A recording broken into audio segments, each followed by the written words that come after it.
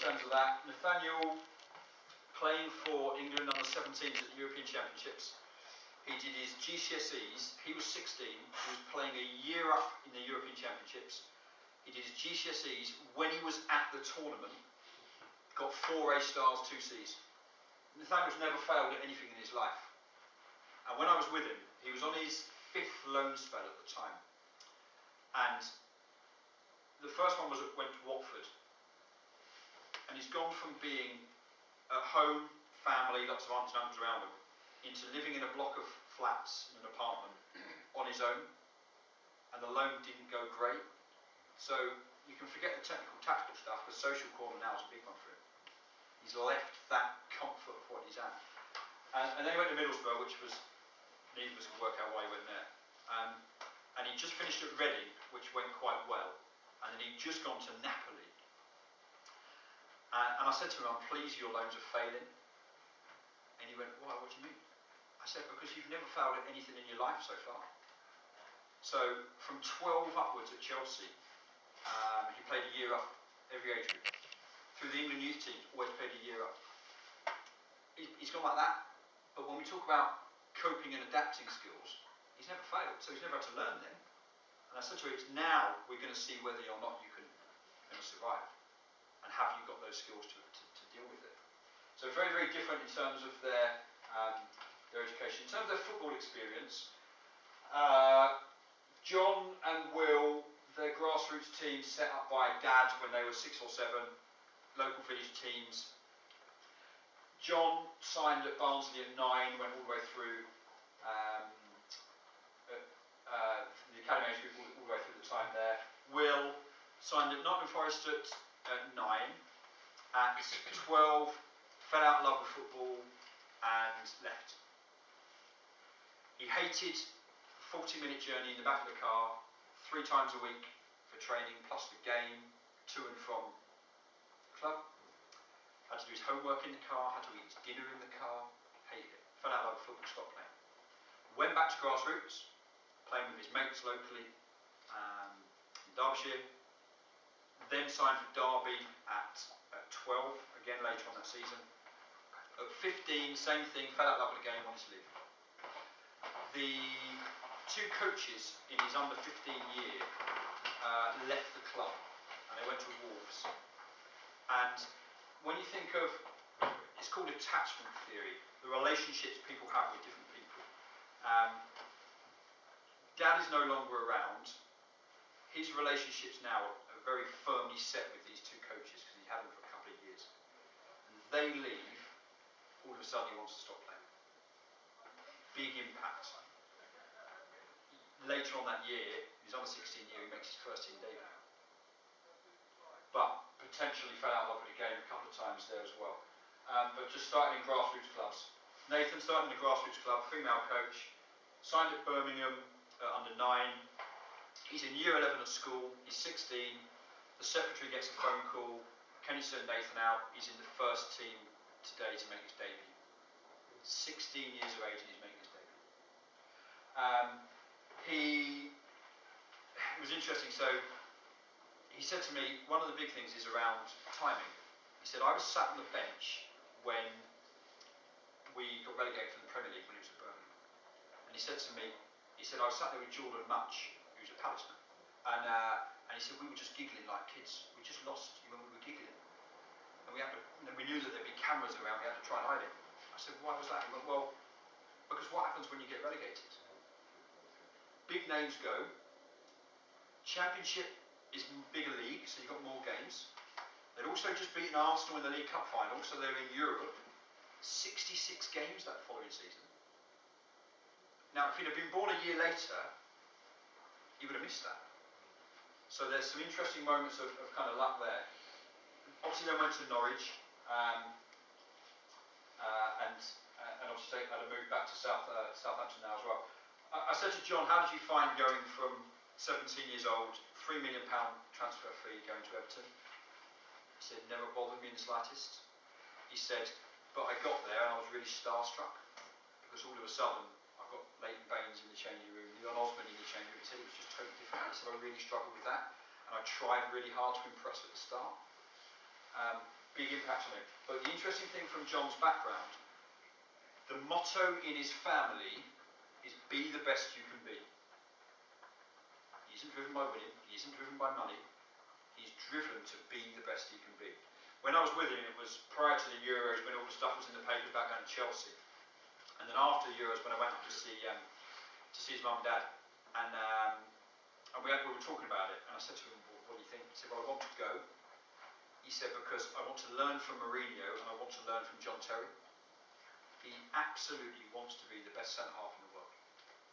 And interesting, that was one of the quotes on the Man City move, was, oh, this will help me become the world's best centre-half. That's what absolutely drives him. As a player, 9s to 12s played right midfield or centre midfield. He was a real late developer physically. Didn't start developing until he was 16. Under 13s to under 16s, he played down a year group. So when he was under 16, he had to go on a Saturday with the under 16s and not play. On a Sunday, he'd go with the under 14s or the under 15s to get his game time. I said to him, well, what kind of things did that teach you? He said, well, I look back now and it's taught me all about being resilient. He said, because I come home and cry. But part of that was managing his development as well. Nathan said to me he didn't start developing physically till he was 18. Yet we talked earlier, clubs that have written kids off already by the time they're 13. Yet they haven't even hit some of the key markers along that kind of way. Nathaniel never played for a grassroots club. His first ever game of football was a trial match for Fulham against Chelsea. Right, that's his first ever game. He was spotted on a half-term summer school. And he said, I was trying to take it seriously, but there was kids running around with packets of crisps in their pockets and all sorts of stuff. And he got picked from that on Friday. He went to a trial on Saturday, and he played his first game on Sunday. Now imagine being stood on the side, and you're watching him in his first ever game. I said, what did you do? He went, I just ran around like a lunatic. But I know kids at under 9 that have played 150 games. Who's going to have more understanding of roles and responsibility in a game of football? And if you write him off, because of that, at that stage, you miss out something major. Loads of inner city football on a cage. I said to him, what was that like? He went, it was scary, it was really intimidating. And I was playing against kids a lot older than me all the time. He said, I used to start, when I first started playing, out wide, because there was more space. He said, but the more confident I got, the closer I got to playing in the middle where it was a bit busier. Nathan Redmond, loads of street football. I said, well, what was that like? He went, well, I had to win. He said, so the quickest way for us to win was I got the ball, I dribbled round everyone and scored. That was the best way to do it. Loads of football in the cul-de-sac. John Stone just loves playing. So he was in the original 30 that went out for the Brazil World Cup, and he was in the 7 that came home from Miami. He didn't make the final 23. He left there on the Saturday, got back to his parents on the Sunday, and he said to his dad, is there any boots here? And he said, yeah, I think there's some in the garage. When he got a pair of boots out of the garage, went down Penistone Park in Barnsley and played with 15 of his mates. So we've been at a World Cup qualifying camp the day before. The day after, he's playing up the park with 15 of his mates. Because he just wants to play football. Huge driver across all of them. One of the things that we talk about around winning mentality and kids that want to win, every single one of these kids wants to win. Will Hughes' mum said to me, if he lost a game of Monopoly, the board was going across the room. Nathan's mum said to me he would cry if he lost. He would come home and cry.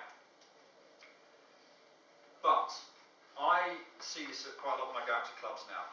You know, I hear coaches, particularly academy coaches, talking about it's a winning mentality, it's tempo, and we're driving the kids, and all of that bull that goes with that. These kids have got that intrinsically to want to win. Absolutely want to win. But they're normal kids. When I was at Fulham, we played Southampton away. Third quarter, we're 3-2 up. End of the game, fourth quarter, we've lost 4-3. 3 of the kids come off the pitch crying. Nothing to do with me as a coach, nothing to do with their parents, because they wanted to win. 5 minutes after the game, we wouldn't know that they just lost a game of football because they were off playing behind one of the other goals waiting for a game to finish. No different from any other kid in grassroots football. It's because they're a 9 or 10-year-old kid. Absolutely no difference. We went on tour every year with the kids. We go to France. We went to Lille. And at Lille in the tournament you had all the top French teams, Paris Saint-Germain, Monaco, PSV, Feyenoord, Bayern Munich, Inter Milan, Juventus, some random Brazilian team that no one ever heard of was always there. And we'd have a meeting at the start of the tour with all the coaches, and they'd be talking about this, driving the kids and tactical this. And I just sit there shaking my head. And we did a room check on the first night. 2 of the kids had got teddy bears on their pillows. Because they're a 9 and 10-year-old kid. Just because they're quite good at football and play it somewhere else, they're still a 9 and 10-year-old kid. One of the biggest nightmares I ever had at Fulham was the session was all planned, start the session, ready to go, hour and a half, sorted, and then James Baxter, who's number 10, said to Harvey Vale, who's number 9, Father Christmas doesn't exist. You can forget that they're academy kids and they're talented because the next hour and a half is ruined. They're just 9 and 10-year-old kids. They've all played a variety of different sports at different levels. Nathaniel played everything for the school, all different sports. Nathan Redmond, lots of basketball. John Stones, rugby league. At 14 was offered a scholarship to play rugby league at Sheffield. I said, well, how was that? Because you were a dot. I said, you were little. He said, it's because I was fearless. Absolutely. Will Hughes, tennis player, 8 to 14, lessons, played for a club, played in tournaments. I said, well, what did you learn from that? He said, it taught me all about individual responsibility, because I couldn't blame anybody else. So they're astute enough to recognise all of these different things. But all of them have had moments of luck that's influenced their journey. Nathaniel couldn't get to his trial at Fulham because mum was working, dad was at home looking after everybody else. So the scout that had selected him, the scout phoned his sister and got his sister to drive to Gypsy Hill to pick him up to take him to the trial. All have had different things in terms of that moment of chance. The other key thing that's come through, certainly for these 3, has been the importance of a mentor and a role model that's not dad. John Stones, another player at Barnsley. Will Hughes is housemaster at Repton. Nathan, another coach at the club at Birmingham.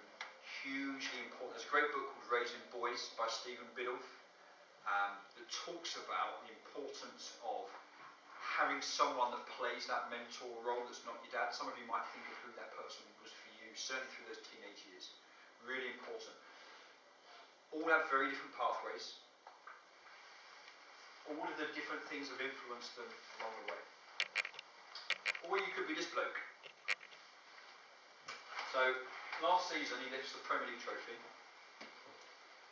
At 16, he's released from Notts County for being too fat. He goes to South Notts College. He's doing a BTEC course.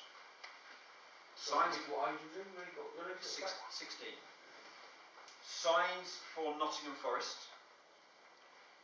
For 6 months he doesn't play a game because they can't get a shirt big enough to put on him.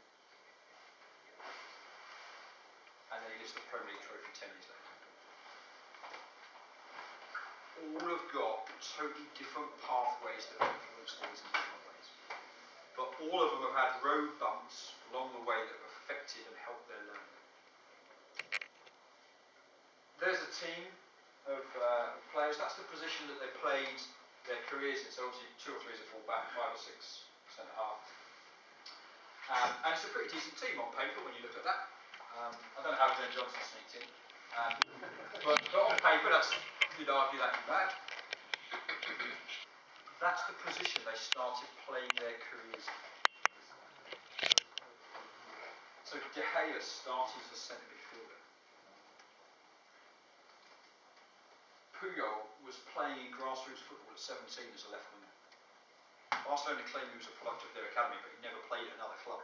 But at 17, he was signed as or was seen playing as a left winger, signed as a defensive midfielder as a 4, and then ended up playing centre half because of another injury.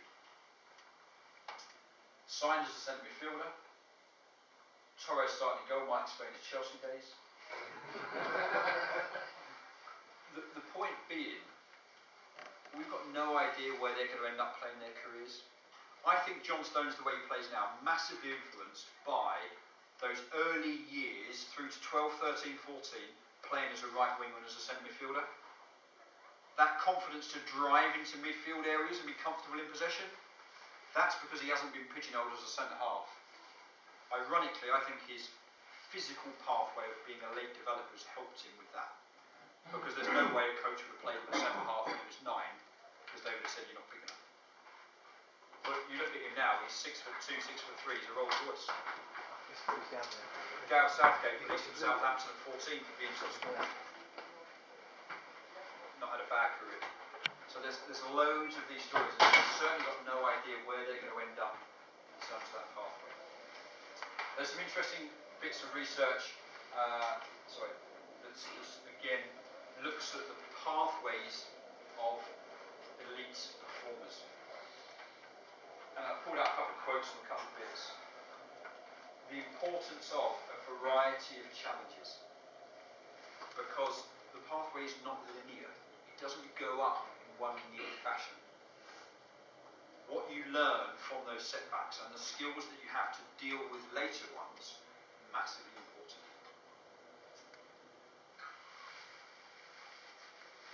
And super champions played international football 50 or more times, played in the Premier League.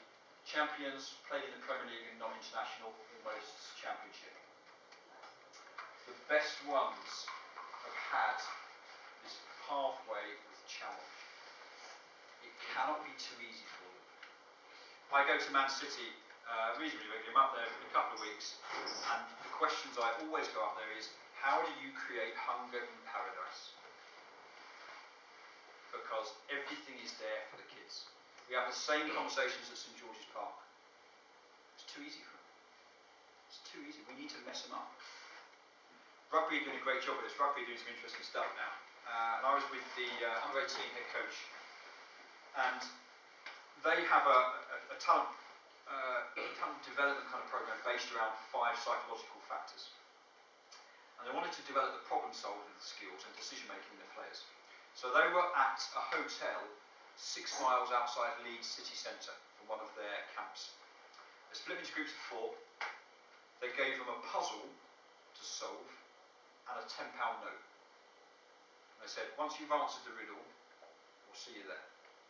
The only condition with the £10 note is you've got to buy a present for the coaches. And they left them to it. It wasn't enough money to get them in a taxi into Leeds city centre. No buses. Work it out. One of the groups managed to convince someone who works in the hotel to take them into town. One group of 4 decided, well, it's only 6 miles, we can run it. Not sure the 22-stone prop was too happy. Running up the A6. One group got to Leeds City Centre and couldn't work out the riddle, so I spent 3 hours walking around coffee shops in Leeds City Centre. But what they're doing is trying to develop some skills that they can try and apply